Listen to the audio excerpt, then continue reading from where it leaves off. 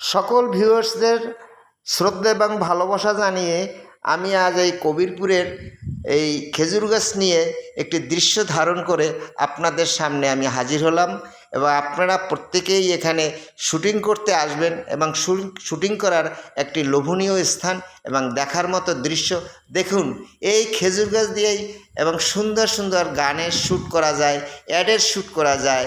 দেখেন এই খেজুর গাছ শ্যুট আনতে গেলে সৌদি আরব যেতে হবে, তা এখন আর যেতে হবে না, এই কবিরপুরেই আপনারা পাবেন।